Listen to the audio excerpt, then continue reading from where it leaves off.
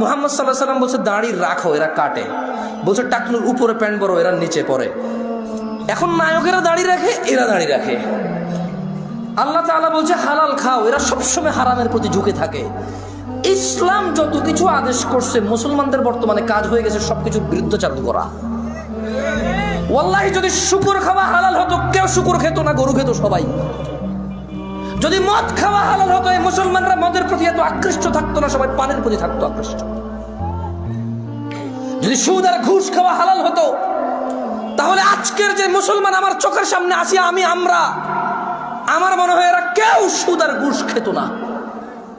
ওয়াল্লাহি যদি নামাজ পড়লে পাপ হতো, তো ফজরে তুমি মসজিদে জায়গা দিতে পারতা না। গান শুনলে পাপ হয়, কনসার্টে জায়গা হয় না। গান শুনলে পাপ হয়, কনসার্টে জায়গা হয় না। সিনেমা দেখলে পাপ হয়, ইন্টারনেটে মিলিয়ন বিলিয়নস ভিউ হয় ওইটার। বাবা মায়ের সাথে বেয়াদবি করলে পাপ হয়, কোন সন্তান তার বাপ মায়ের কথা শোনে না। একটা সামান্য মেম্বার, ইউনিয়ন মেম্বার, ও বেটা এখন 2 লাখ টাকা খরচ করলে হওয়া যায় কি? আগের যুগ আছে সম্মানত। আমি রাজনীতি বক্তব্য দিচ্ছি না, ফ্যাক্ট বলতেছি। আমার একটা জিনিস বিবেচনা করে দেখলাম, যত কিছু আল্লাহ তাআলা হ্যাঁ করতে বলেছে, তত কিছুর আমরা অনীহা করি। উনি বলেছে বিয়ে করো 2টা 3টা 4টা পছন্দ মতো তৌফিক অনুযায়ী। আমরা প্রেম করি 2টা 3টা 4টা সিম দিয়ে। আপনি দেখেন, উনি বলছে বিয়ে করো 2টা 3টা 4টা, আমরা করি প্রেম 2টা 3টা 4টা। উনি বলেছে, মুহাম্মদ সাল্লাল্লাহু আলাইহি ওয়াসাল্লাম বলছে তোমরা বেশি বেশি বাচ্চা কাচ্চা নাও, তাহলে আমার উম্মত ভারী হবে, কিয়ামত আমি বিশাল এক জনসমুদ্র নিয়ে ইনশাআল্লাহ জান্নাতে প্রবেশ করব।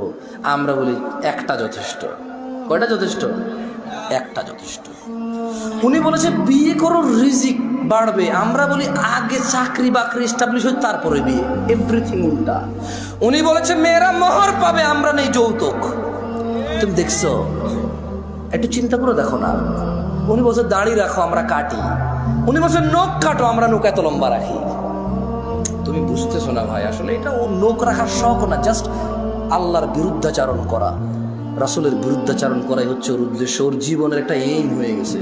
এই যে এখানে দাড়ি কাটা মানুষগুলো বসে আছে, ওর যদি বলা হয় এই দাড়ি যদি তুই না কাটিস ভাই তোর কি লস, একটা লস দেখাইতে পারবে না।